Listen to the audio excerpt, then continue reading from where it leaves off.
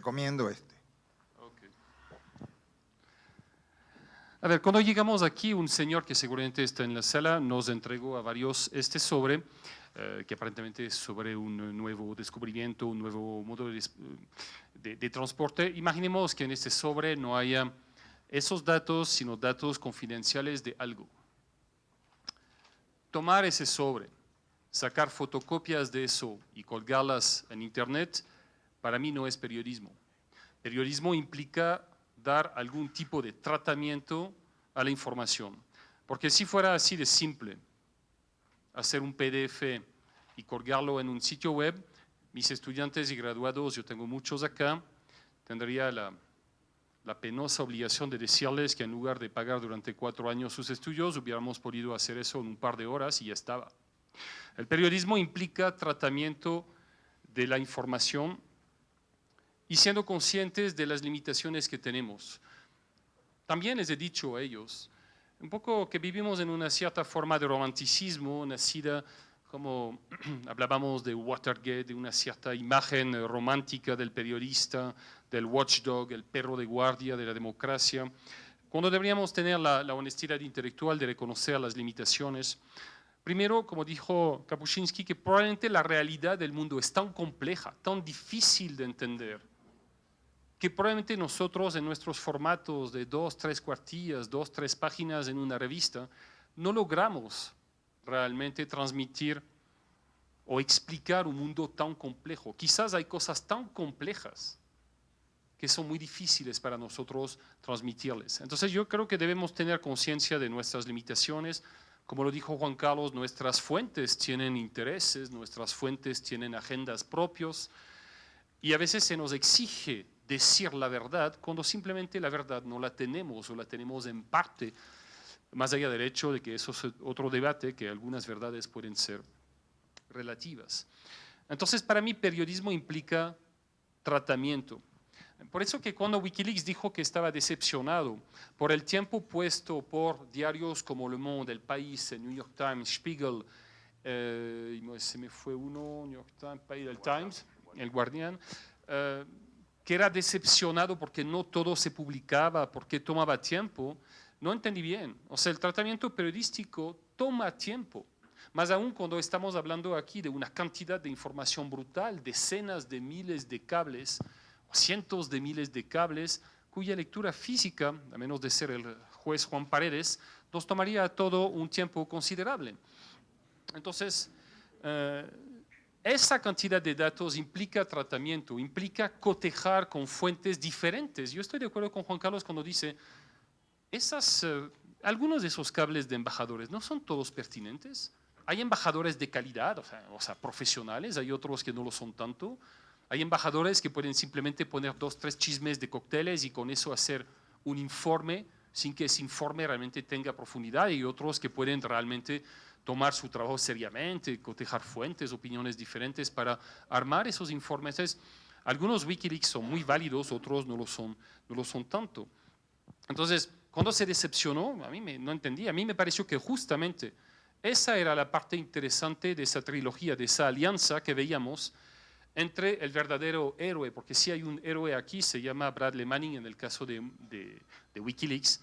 Entre paréntesis, se ha decidido hoy que el juicio del soldado Manning empezará el 4 de febrero, hasta el mes de marzo más o menos, durará un mes y medio, 4 de febrero, o sea, significa que habrá pasado casi 900 días, casi 3 años en la cárcel en condiciones donde realmente sus derechos a la defensa no son respetados, si queremos sus abogados, en malas condiciones. Entonces, el soldado Manning en ese caso, más allá de su caso particular, es la sociedad civil, son nuestras fuentes.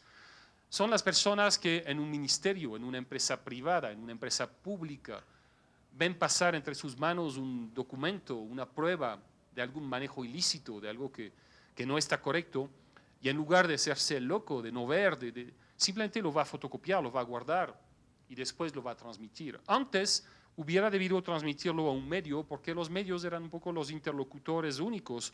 Hoy por hoy, estoy de acuerdo con Hernán, esa realidad está cambiando y me parece una buena cosa. Por eso es interesante ver esa unión entre los soldados Mannings del mundo, las fuentes de la sociedad civil, sitios como Wikileaks, porque hay otros que se han creado menos conocidos, pero que existen, que se van a asegurar de que esos documentos aquí no se van a perder, que esos documentos estarán en algún lugar del espacio cibernético, del Internet, en el cual nadie podrá borrarles. Y para certificar, o sea, que esos documentos sí hicieron daños a la diplomacia norteamericana, son todos los esfuerzos de los Estados Unidos de hacer presiones sobre todos los sitios para que, por ejemplo, no se pueda hacer donaciones a Wikileaks, que Wikileaks no pueda recibir plata para sacarles del Internet, lo que empujó muchas organizaciones, entre las cuales Reporteros Sin Fronteras, pero otras, a crear sitios espejos, o sea, duplicar esa información para que realmente la información esté en tantos lugares diferentes que hacerla desaparecer no iba a ser posible. Entonces me parece que fuentes, sociedad civil, grupos como Wikileaks para asegurarse de que esa información no desaparecerá, y después medios, pero no solamente medios, analistas o la propia sociedad civil que podría consultar esa información a su ritmo. Entonces me parece que esa trilogía es interesante, por eso yo personalmente me decepcioné cuando Wikileaks decidió de nuevo publicar toda la información, con, en algunos casos, estoy de acuerdo con Juan Carlos, una altísima irresponsabilidad, en particular cuando se puso en peligro la vida de informantes. Por más que se pueda pensar lo que se quiere pensar de informantes de los Estados Unidos en países como Irak, Afganistán, dar sus nombres era poner su vida en peligro, muchos tuvieron que huir del país, etc. Hacer eso no me parece muy responsable, y eso es otra parte del debate de saber si debemos publicar todo. Estamos en una época en la cual reina supuestamente la transparencia, o debería reinar la transparencia, mientras que muchos gobiernos justamente no son el ejemplo de eso, a pesar de la ley. Eso se ha hablado varias veces de la ley que existe aquí en el país. Este gobierno, como los anteriores, sigue sin publicar información que según la ley debería estar pública, debería ser pública. Yo creo que se ha perdido, y eso es un poco lo que vemos con Anonymous, con Wikileaks, se ha perdido el respeto al secretismo, que es una buena cosa, por un lado, y que se debe seguramente a los abusos de los gobiernos en hacer todo secreto, en clasificar documentos que no deberían estar clasificados. Entendemos eventualmente, en caso de un país en guerra, que algunas informaciones no se divulguen. Me recuerdo el caso de la guerra del Cenepa, cuando el general en ese entonces, Paco Moncayo, nos botó todos de la base de Patuca, donde estábamos dormidos en el piso de la escuela, en hormigón por ahí, algunos colegas, porque hubo dos cosas, de hecho, porque un periodista español, cuyo nombre olvidé y no quiero recordarle, se puso a la puerta de una sala donde tenía lugar un consejo militar, o sea, donde se discutía lo que se iba a hacer, y así, escuchando una reunión secreta, el general Moncayo abrió la puerta, ¿y usted quién es? ¿Qué hace aquí? Soy periodista, y nos sacó votando a todos. O cuando un periodista de una radio local de la zona creyó inteligente publicar el lugar exacto donde se encontraba ¿cómo se llama? El centro de comando BIS, en caso de que Perú hubiera bombardeado Patuca. Obviamente había otro centro de comunicación en una carretera, una Y por aquí, había pasado, lo había visto y lo publicó. Nos encontramos aquí en la Y de no sé qué, no sé cuánto, donde está el centro de comunicación, BIS. Obviamente, ¿qué pasó? El ejército tuvo que desmantelar todo, irse en otro lugar. Entonces, esa información tenía que publicarse. En caso de guerra podemos entender eventualmente algunas limitaciones. La libertad de expresión no es absoluta. Todos vivimos esas limitaciones. No podemos publicar fotos, nombres de menores involucrados en crímenes, y a veces hasta las propias autoridades no incumplen con eso. Recuerden este joven asesino de taxistas, que por más hermosa, que por más terrible que hayan sido sus crímenes, fue presentado por la propia policía con cara, apellido, y retomado por los medios que mínimo hubieran debido tapar su cara en lugar de publicarlo, por más que la policía se estaba equivocando. Cumplió su tiempo en la cárcel, se fue al lago vivir, lo encontraron torturado, asesinado después, seguramente asesinado por algún familiar de uno de los taxistas que había matado. ¿Todo debemos publicar? Yo no creo. Entonces, por eso que a veces cuando se presenta lo de Wikileaks como publicar todo a nombre de la transparencia, yo tengo mis dudas. Yo no tengo por qué publicar informaciones no relativas o que compiten en la privacidad sin que haya un interés público claro. Podríamos recordar el caso de un expresidente que aparentemente fue a ver un prostíbulo en Machala, no vamos a dar el nombre. ¿Se recuerdan cuál era el interés para la vida pública del país? Se discutía. Entonces, no todo se publica. Entonces, a veces Wikileaks se presenta como el paradigma de que todo debe ser público. No estoy de acuerdo. Mi vida privada no les compite, no tendría por qué ser publicada.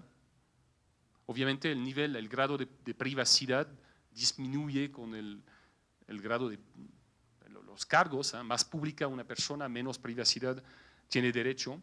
Por ejemplo, no publicamos todo a veces por razones distintas, pero tomemos de nuevo los Wikileaks ya que estamos en eso.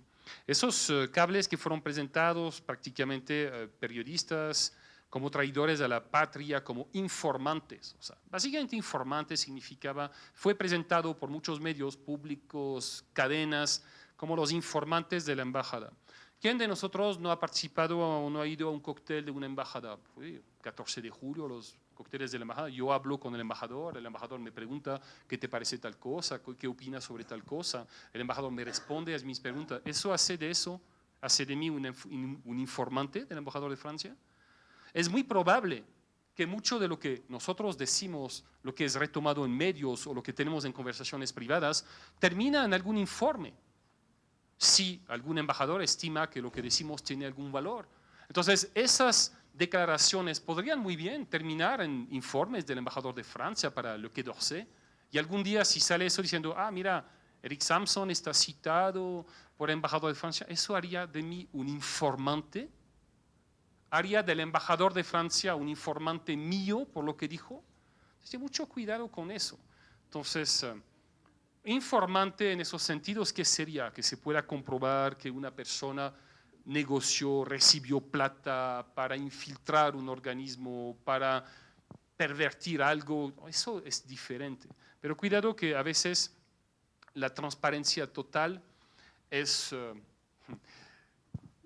algo que todo el mundo exige, salvo para sí mismo. Jean-Jacques Servan-Schreiber, gran resistente, fundador del primero diario, después semanario El Express, dijo que uno de los mayores problemas para el periodismo no son tanto los problemas éticos, porque básicamente la enorme mayoría de problemas éticos que nos tocan son de fácil resolvimiento, sabemos qué hacer en general. Que uno de los grandes problemas que tenemos para ejercer nuestra profesión es que todos los grupos sociales, y ahí nos incluimos todos, no solamente gobiernos, gremios, sindicatos, exigen la transparencia, exigen la verdad sobre los demás, pero muchísimo menos cuando a uno le toca. Entonces, eso es la dificultad que nosotros tenemos. Yo diría, mucho cuidado con eso, la transparencia total para mí debería tener sus limitaciones, y cuidado de no utilizar este asunto de Assange para arreglar cuentas que no tienen nada que ver con eso. Algunas informaciones a veces no se han publicado por razones que no tienen con el imperio, ¿no? Hay gente que ve el imperio hasta en el café de la mañana. El corresponsal de la AFP antes nos habían dicho que había una manera de leer los países que a veces viene de ideas recibidas. La gente que está en París a 10.000 kilómetros, que no conoce América Latina, tiene una manera de ver. Por ejemplo, Ecuador era un país de crisis, y eso vino de la decennia 96-2006 con los cambios de presidentes y todo eso. Entonces, Ecuador era un país en crisis, básicamente, donde se cambiaban de presidente, un poco la imagen, el imaginario.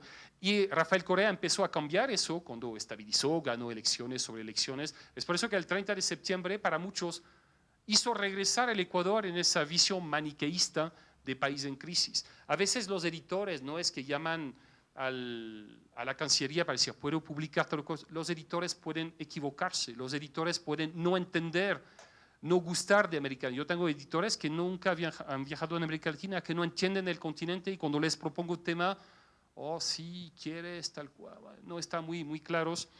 Y también cuidado de no acusarse los unos y los otros de no publicar. No hay ningún medio que lo haya publicado todo. Cualquier medio público o privado puede decir al otro, ah, yo publiqué eso y tú no, y viceversa. El último caso sería el caso Baranков. Sería interesante ver el tratamiento que ha recibido el caso Baranков en los medios públicos y privados. Si los medios públicos hicieron eso para dañar al gobierno, y si los medios privados hicieron eso para dañar al gobierno y los públicos para proteger al gobierno, en los dos casos es una falla deontológica grave. El punto es saber si había noticia con ese caso Baranков y por supuesto para mí que había. Entonces cuidado de no mandarse acusaciones de no publicaste tal Wikileaks y tal otro. Yo no publico todo, nadie publica todo y ahorita que la máscara está llegando me voy a dejar antes de ser el único mal alumno en la sala. Creo que habrá preguntas tal cual.